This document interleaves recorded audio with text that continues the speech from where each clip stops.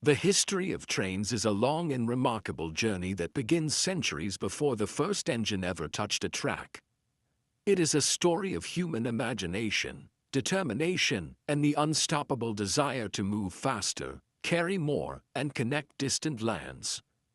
Long before steel rails and roaring engines, people were already experimenting with ways to guide wheeled carts along fixed paths. In ancient Greece and Rome, stone grooves were carved into roads so carts would not slip away from the intended route. These early guided pathways were simple, but they planted the idea of a controlled transportation system, something that would eventually evolve into the modern railway. By the 16th century, miners in Europe, especially in Germany and England, used wooden rails in underground tunnels. Horses pulled heavy wagons filled with coal or ore, and the smooth wooden tracks helped reduce friction. These were known as wagonways. Though basic, they transformed mining productivity and influenced the minds of future engineers. Over time, wooden rails were replaced with iron ones to support heavier loads.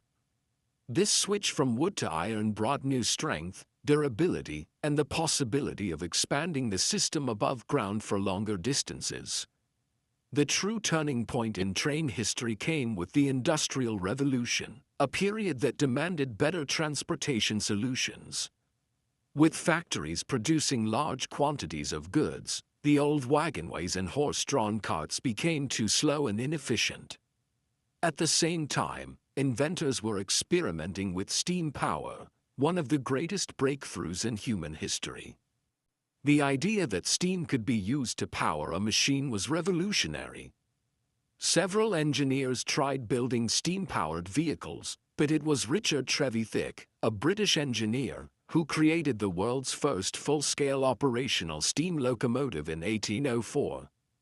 His engine successfully ran on iron tracks and pulled a load of 10 tons along with several passengers.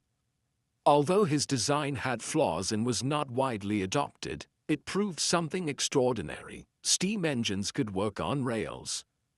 The next major leap came from George Stephenson, who is often called the father of railways.